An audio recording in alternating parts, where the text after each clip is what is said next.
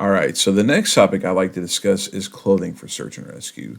Clothing can be viewed as the shelter that you wear. There's an old Norwegian proverb that says there's no such thing as bad weather, only bad clothing. So as a SAR operator, we have to dress appropriately for the weather, both current and predicted. Everyone has access to the weather and the weather forecast in the palm of their hand with a smartphone. So before you embark on any mission, you should check on your own to see what the weather is going to be, what it is, and what it's going to be, and make sure that you're packed appropriately. You're bringing the right clothing with you into the field. Inadequate clothing can have a drastically negative consequence on your searcher health and safety, the mission operability. Okay. So, to first understand how clothing impacts our body and our ability to operate comfortably, we must first understand how the body maintains thermoregulation. Thermoregulation is maintained by convection, that's air moving in and out, and around the body. Conduction, so think of conduction as your skin coming into contact with something warm or something cool, and what that does to with what you feel, the sensation that you feel. Evaporation, which would be water leaving the body either in the form of perspiration or through speaking verbally. Verbally, water is leaving the body as I'm speaking right now. And then respiration, and that's breathing in and out, the effects of breathing in and out, what that does to your thermoregulation. And then radiation, that's the transferring of heat via infrared waves. Okay, so understanding thermoregulation and how the body loses heat and how it maintains that, it's very crucial to understand whenever we go into how we select our clothing. In terms of how we dress ourselves for SAR operations, we there's a couple things that we have to consider. We have to consider the qualities of the clothing, the different fibers, the different materials, and how the clothing is worn. It can have varying impacts on on your thermoregulation, and regardless of temperature, a well prepared SAR operator should utilize a layering system to be dressed appropriately for the environment. Okay. Now, there's different philosophies on the layering systems. I usually go with the three layer tech. I teach it as a three-layer process. I've seen others where they teach it as four layers or even five. So the primary layers are, however, each have a vital and distinct function in terms of maintaining that thermoregulation. It starts with the inner or the wicking layer. So with the inner or the wicking layer, it depends on the weather outside, the temperature, what material you want to use, and how you want to wear it. But the purpose of it is you want to control the moisture against the skin by transferring your perspiration away from the skin to the outer layers. That's the primary function of your inner layer or your wicking layer. With some of the clothing that they have out there, your inner layer can also provide some insulation. It may not be the greatest thing ever, but it may provide some insulation, and there's plenty of really good clothing tech out there for that. In colder weather, we're looking for something that is snug fitting, but not so tight that it hampers our circulation. We want to make sure the blood is flowing freely and as naturally as possible. What we want to do, try to get snug fitting in that inner or wicking layer. In terms of the material that you want to use, there's a few options that are suitable for SAR work. The first one being your synthetics, your polys, your polyesters. They tend to be very durable, and they wick moisture away very, very well. They kind of spread that moisture around very well. Another good option would be wool. Wool is another really good option, and the technology with wool has come a long way over the years, and how thin they can get it, and the different performance it can have. Wool naturally insulates better than any other natural fiber. Even whenever it's wet, it will insulate very, very well. So bear that in mind if you're operating in a warmer environment. As I said before, wool technology is better than it's ever been. It's really good, and there are some good warm weather wool choices out there. For me personally, I prefer it more so in the cooler environment, just because of the insulation value alone. Silk is another option. I personally don't prefer to wear silk, but it does wick some of the moisture away, and it is extremely lightweight. It's a little bit less durable than some of the other materials, but it's a very lightweight material. In warmer weather, what we're looking for is, and for that inner or that wicking layer, is something loose. We're looking for loose fitting clothing that's absorbent, so that way air can flow freely through it. Man, easy for me to say. So something loose, something that can absorb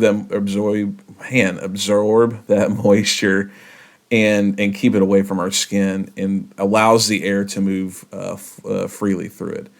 We'll talk about cotton first because cotton has historically been frowned upon as a choice for search and rescue work. Whenever I got into search and rescue, I was always taught that cotton kills. Cotton was a material that was not considered appropriate for SAR use. But over the years, having worn cotton in the field, in the form of a T-shirt or whatever, I've come to appreciate some of the values that cotton does bring as a material. First off, cotton is very absorbent. It's very absorbent. So if you're out there sweating a lot, it's going to retain a lot of that moisture, and it takes a long time for it to dry out. But if you're in an extremely warm area, it can actually give you a little bit of a cooling effect. If you're sweating it off, the shirt is absorbing it. It can potentially keep you a little bit cooler there, especially if you catch a little bit of a breeze coming through and it cools it just a little bit. A cotton shirt actually feels quite pleasant whenever you're out there in environments like that. So for me, cotton is potentially somewhat appropriate in a warm weather environment. I wouldn't say I would stay away from it in colder weather for sure.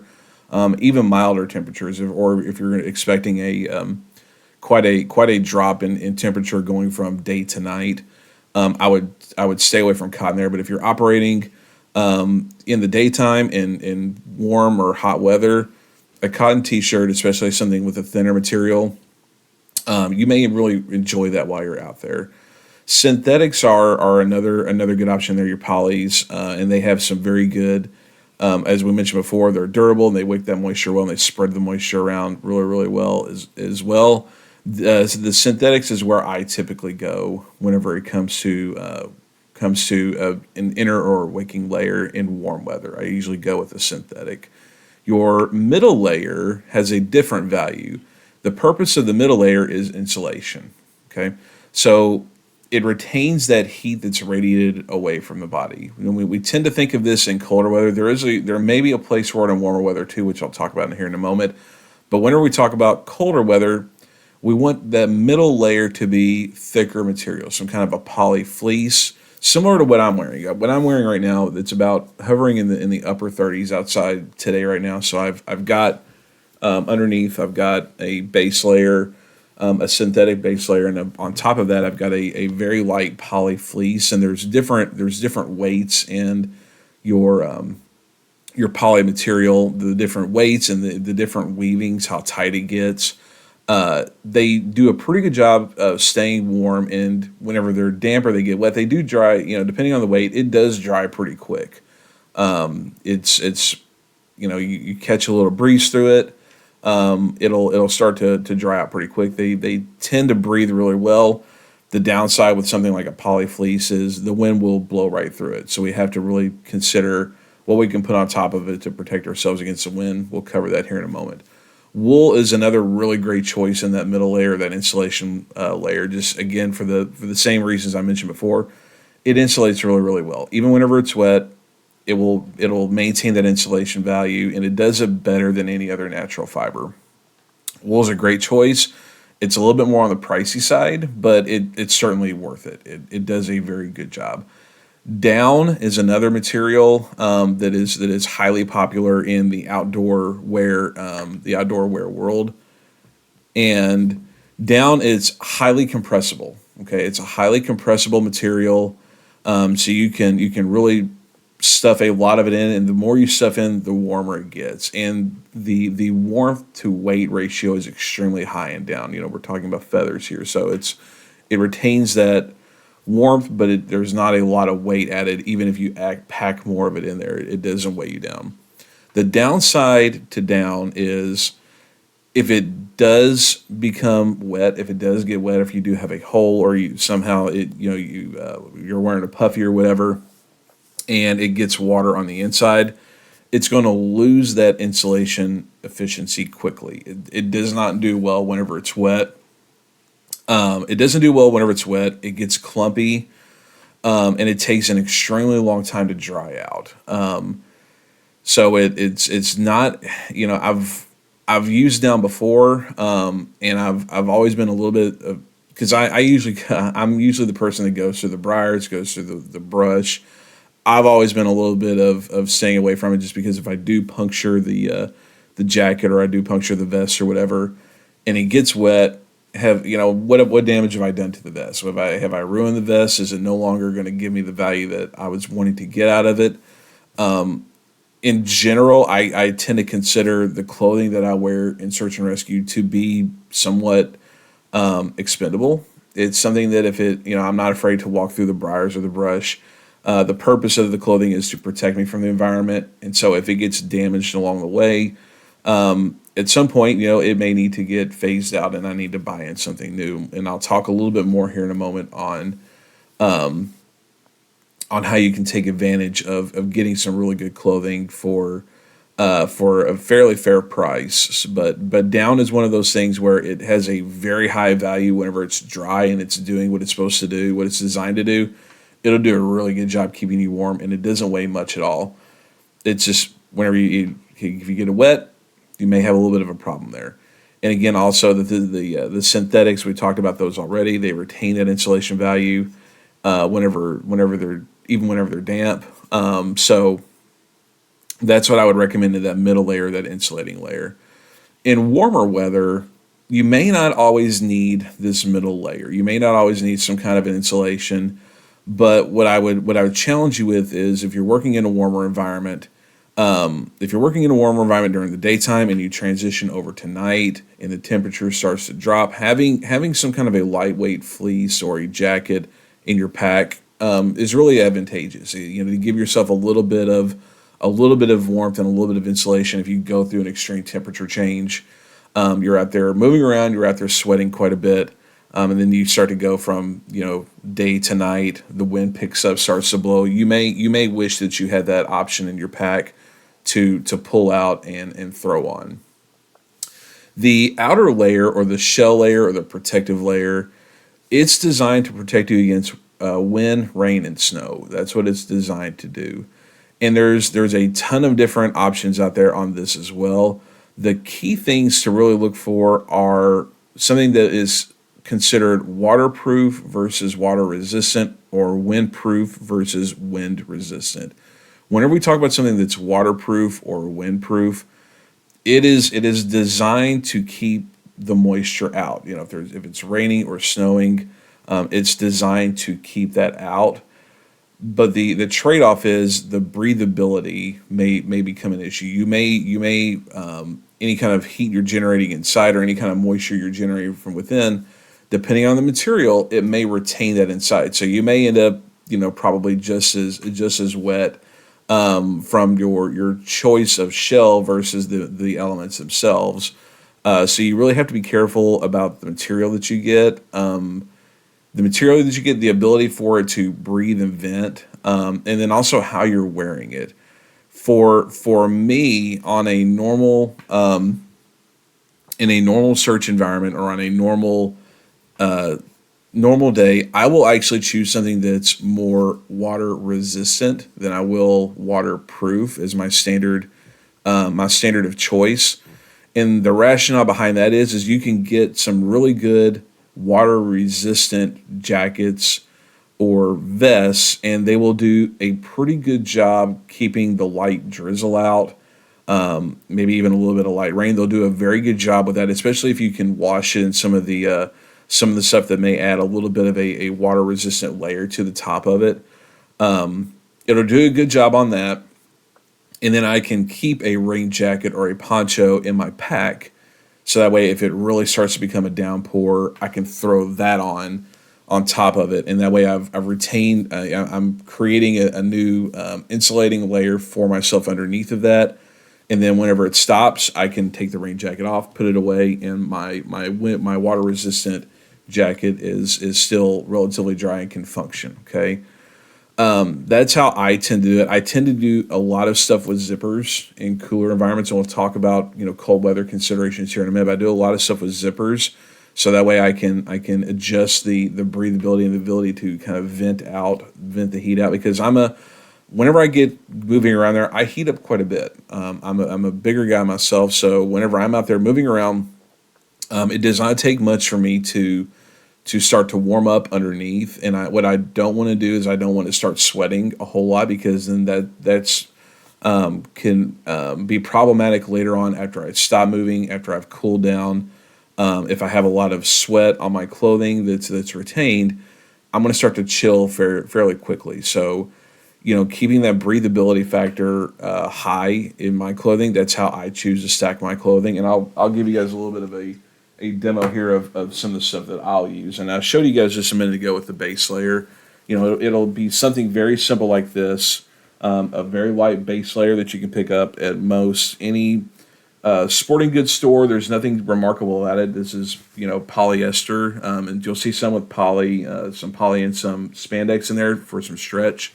But the idea is this is snug fitting. It's got a little bit of weight to it, to where it can provide a little bit of insulation. Okay, so this is usually what I'll start off with underneath, and then I'll throw this on top of it, which is similar to what I'm wearing now. But this is just a little poly quarter zip is all this is. It's just a little poly quarter zip. It adds a little bit of insulation value. I do have thicker ones as well. If I look outside and look at the weather and it's going to be a much cooler day, may go ahead and throw this on proactively. But I do also keep in my pack, I keep a much heavier poly fleece in my pack, and I can throw this on if I really start to get chill, if I really start to really feel it outside. About half of my pack space, and whenever we go over Ready Pack, I'll show you guys my pack. About half of my pack space, though, is devoted towards keeping extra clothing, whether that's a jacket like a fleece like this, or a rain jacket, a poncho. About half of the space in my pack is dedicated to that.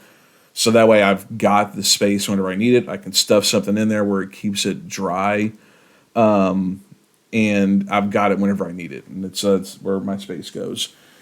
So, and I did not bring my jacket in here, but the jacket that I wear, it's a polyester jacket, but it's tightly woven. It's tightly woven, and it has a little bit of a waterproof coating to it, to where it keeps some of that light drizzle and some of that light rain out.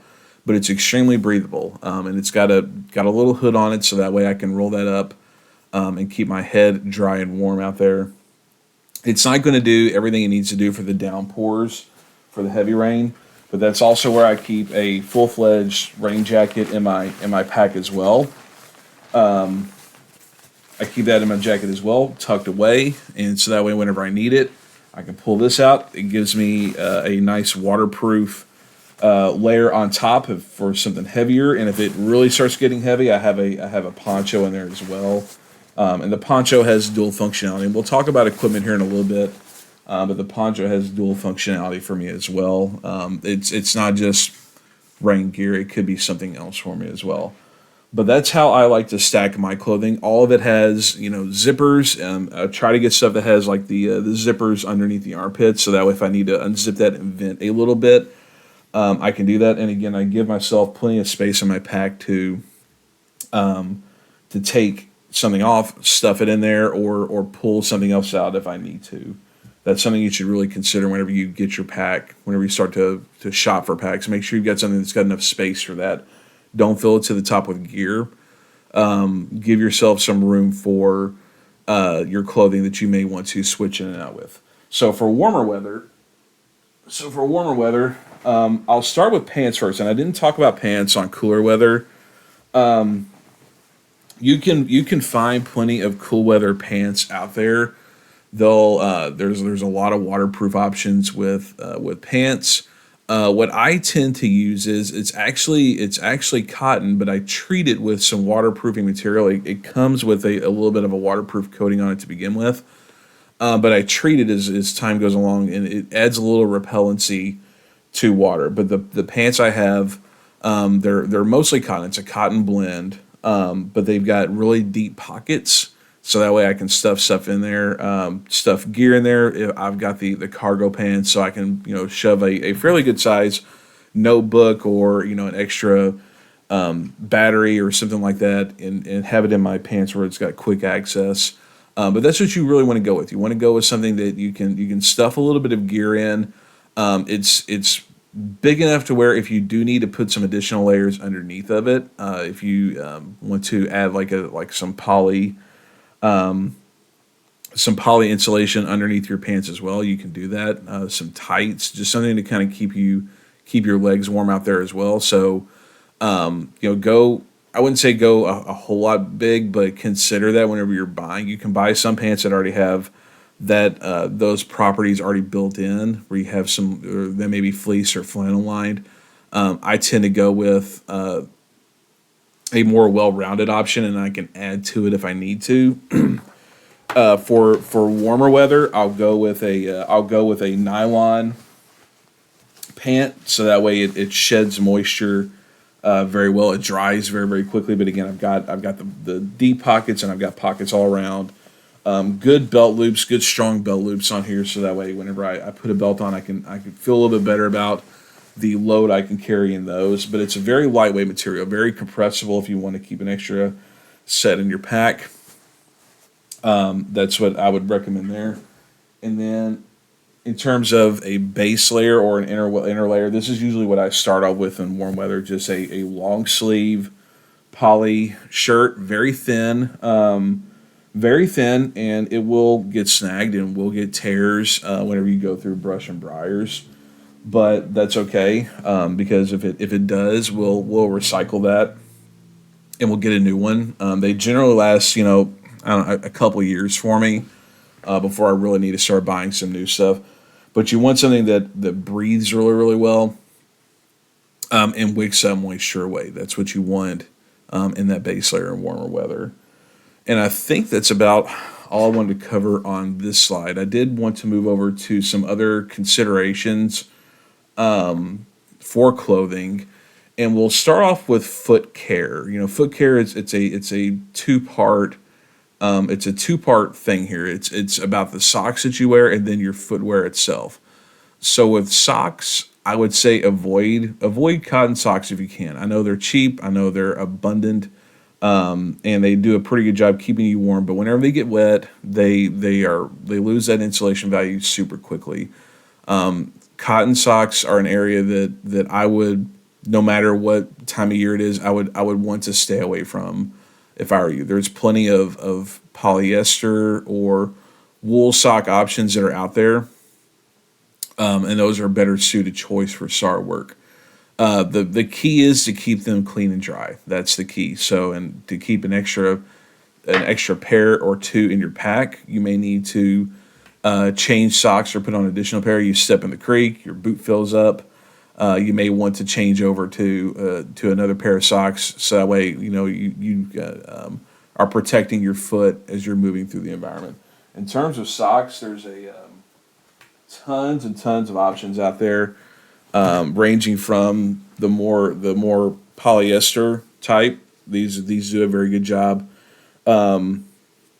These do a very good job. They dry out quickly. This is a little bit more of a lightweight. This is something I would consider more so in a warmer environment, or I would layer up with those socks. But there are some that are really good for hiking or boot wear specifically. Darn Tough makes a really good sock. Darn Tough socks are really good. They're a little bit on the pricey side. They can cost about $20 a pair, but they're very good, and they come with a pretty good warranty. Sometimes you can catch those on sale, and they're very good options. Wool socks are a really good option as well. Again, with the wool, it provides a lot of insulation value even whenever they get wet. A really good pair of wool socks, they'll cost a little bit more, but they're certainly worth it. And then there's also some other specialty socks. This is another one produced by Sealskins that I will use, and it's got a waterproof membrane in it, so it's a waterproof sock. If I If it's colder outside, I'll put a pair of those on just so that way I've got a little bit more protection in case I do step in some puddles. Gives me another layer of added protection there. So I usually do multiple layers of socks, even in warmer environments. Even if it's thinner socks, I'll do a couple layers on those just to provide myself a little pretty good cushioning underneath, and keeping my foot warm is the key there. With footwear, what we want to avoid in search and rescue is anything open-toed or without ankle support. So I would recommend boots. I heavily recommend boots as your preferred option there. And not just boots, but you want something that's got really good ankle protection. So I'm a taller guy. I'm a bigger guy, and having played some competitive athletics way back in the day, I've got one ankle that it's certainly not as good as the other ankle. So for me, I like something that's got a very tall heel on it. That way I've got very good ankle support and protection, because sometimes you're going to be moving through a place where you don't have a lot of good footing. You may be uncertain of your footing, and it gives you a little bit of protection there. So this particular boot has an 8-inch heel on it. There are others that are more the hiking style, like you see in the picture here, that's closer to a 6-inch heel. That's fine as well. That's a good option. For me personally, I like the 8-inch, but others you could probably get away with the 6-inch and have the protection that you need from a support perspective. What we're looking for also is we want something that has laces on it, and that seems like a very simple thing to consider adding, but there are a lot of slip-on boots out there. There's a lot of like the muck boots where they provide a lot of good insulation value, and they're waterproof. But if they don't have the lace, we don't have the ability to really adjust the flex of the boot. It may be overly flexible for what we need, or it may be underly. It may not be able to flex as much as we want. So you want to go with something with laces on it, so that way you can adjust this based on the terrain. Again, we want to make sure we keep support to the ankle. We want to keep, water or elements from getting inside the boot, so keeping that tight, snug. That's what we want. So having those laces has that ability to make those adjustments as needed. On the bottom, we want to make sure that we have good lugs. We want to make sure that we have some lugged boots. Like a work boot, they may have some lugs, but they tend to be shallower, and they tend to be a little bit wider, so they don't have as great of a traction as something that like this would have. This has good deep lugs, so that way if I get into some rough, sticky terrain or slippery terrain, I've got a little bit more traction underneath, to where it gives myself a little bit of grip. The picture we have on the screen here, that's another good tread pattern there as well. But that's what we tend to look for in boots. In terms of the toe, it's more of a preference. I'm a plain toe person. There are times where some folks, they may prefer a steel toe. They may prefer the security of having a steel or a composite toe. That's certainly a choice on your part. I don't really, I would say that's more of a preference. I can't tell you one way or another which one you should go with. I prefer plain toe. Just for me personally, it cuts down on the weight a little bit, and I don't bump my toe enough whenever I'm out there searching that I'm like, man, I really wish I had a steel toe or a composite toe. And another thing to consider too whenever you're buying boots is the shank.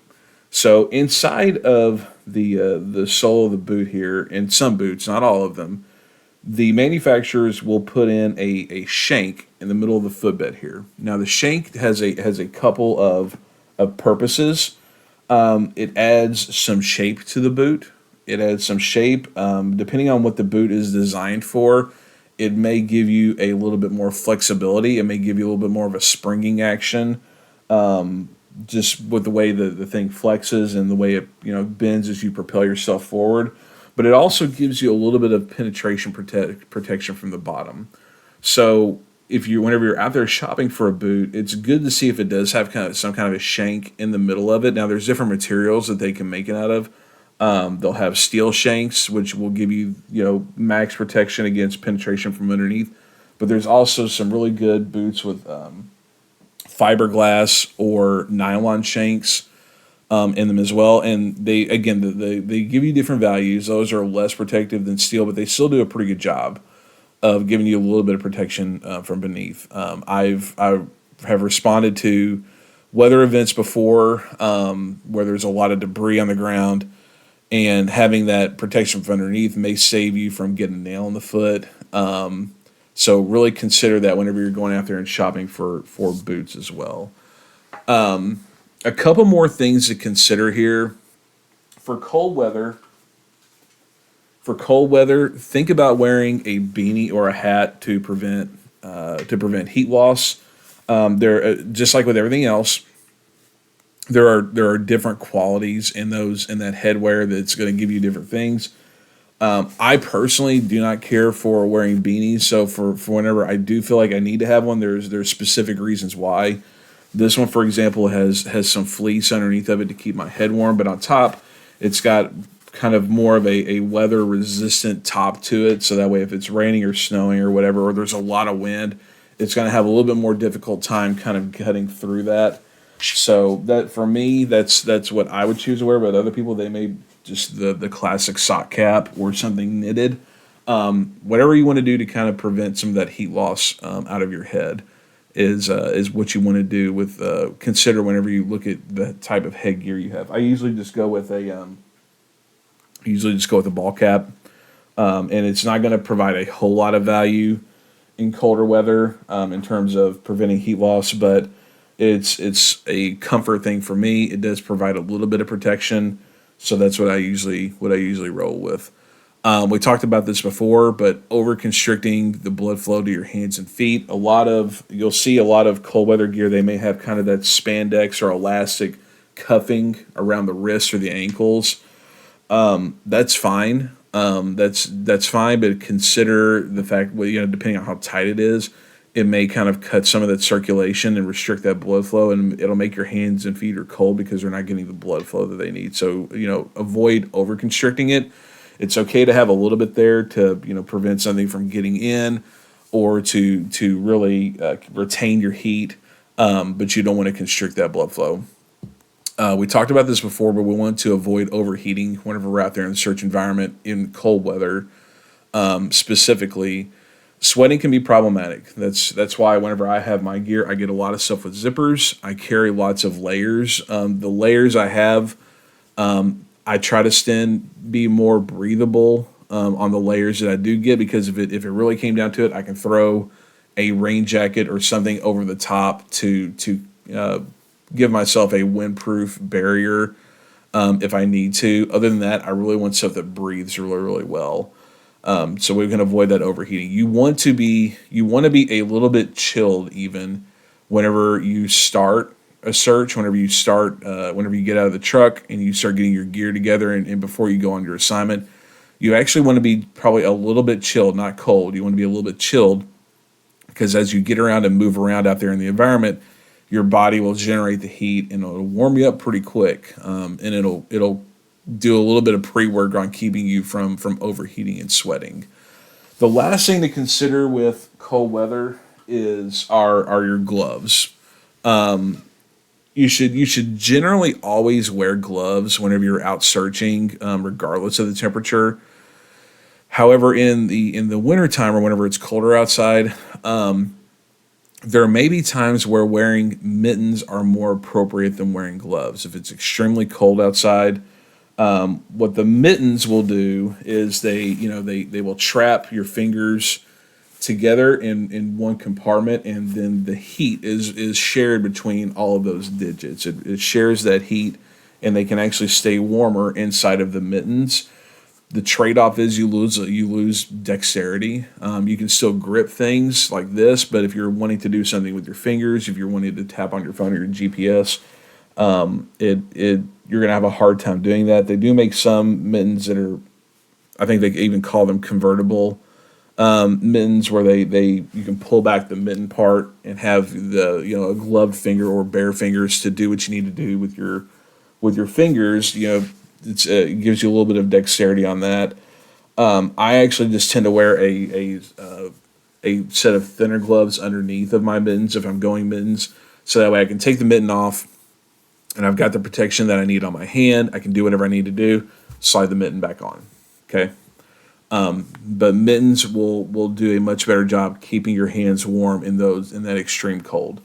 For warm weather, things to consider there are, consider wearing light colored clothing. What it's going to do is it's going to reflect that heat away. So darker clothing is going to absorb the heat. Lighter colors will actually reflect it back a little bit, and it'll keep you just a little bit cooler. You want something that's in. I've said this before, but something that's loose fitting gives you a lot of air circulation. The material that you have, it can keep you cool as well. So really consider the material there. Avoid shedding your clothing too quickly. You want to avoid shedding your clothing too quickly to protect against UV rays or coming into contact with something like poison ivy that may end up giving you a rash. It's not always the most comfortable thing in the world, but you still want to wear warm long sleeves in warm weather environments, just for the UV protection and give you just a little bit of protection from the environment. I've bumped into plenty of poison ivy over the years. I'm highly allergic to it, so I will rash up pretty quick and pretty severely. So it's not the most comfortable thing in the world to do, but I'll wear long sleeves even whenever it's warm to protect against the sun and the environment.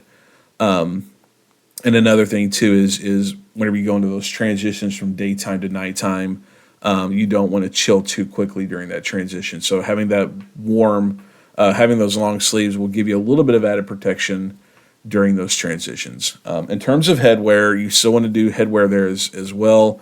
A ball cap is a perfectly fine option to give yourself a little bit of protection. About to hear from the sun's rays, to keep protect your vision a little bit.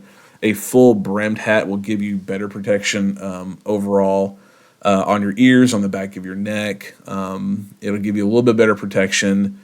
And you can also, it's another tool that you can use for dual functionality. We'll talk about that whenever we get into the tracking portion of the show.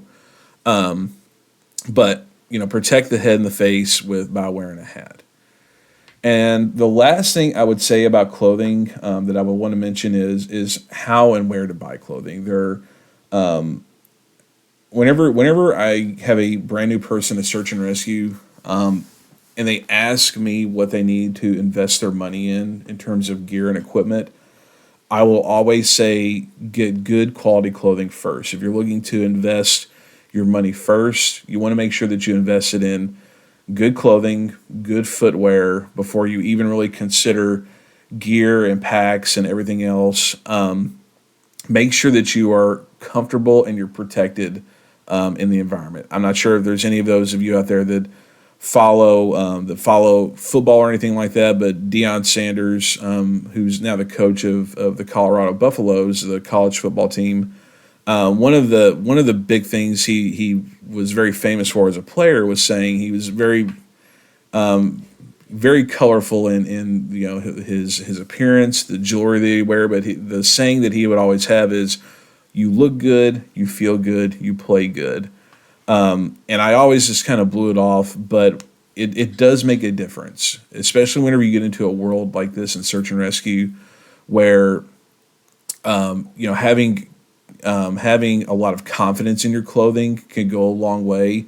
If you invest the money in good quality clothing, you'll feel protected, you'll feel secure, you'll feel capable. That you can focus on the task at hand. You don't have to worry about your clothing being inadequate or your footwear being inadequate. Invest in that heavily early on. That's where you should invest. There's a lot of ways to acquire clothing. You can go to the secondhand market and get some really good used clothing that's got limited wear and tear on it. It's a good place to try stuff out, see what you like, see what you don't like. You can catch sales during off-season times.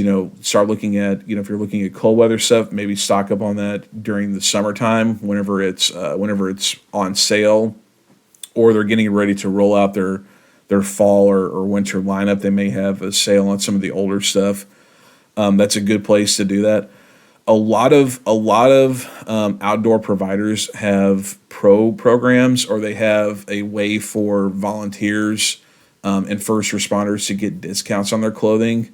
I know that Columbia has it. Outdoor Research has it as well. North Face, they used to have it. I'm not sure if they still have it or not. They used to have it. I tend to go with Columbia personally because their clothing is it's pretty good clothing for the price. It's not the absolute best stuff on the market, but it's certainly 95% is good. And for me, as a tall guy, I'm 6'3". They have a very wide selection of taller shirts and jackets with really good property, with really good material properties, and it gives me what I want. So I go with a lot of Columbia just because they have a very friendly program. I've always had very good luck finding exactly what I needed through Columbia. And their customer service department has been responsive whenever I've had issues. And it's good stuff. And if I wear it and I wear it out, I don't feel as bad because I didn't pay full price, and I can always go back and get some more. The caveat being that you have to be a member of a member of an organization. You have to apply for the program to be a member. You do have to provide some proof that you are eligible for the program. So bear that in mind as well. You have to show proof that you are eligible for it. But whenever you get in, it's very friendly. I stock up there a couple times a year just on new stuff, so that way, whenever I go out, I'm looking good and I'm feeling good, and that way I'll search good. So I'll close out with that. So I appreciate you guys listening to that, and stay tuned for the next video on the Ready Pack.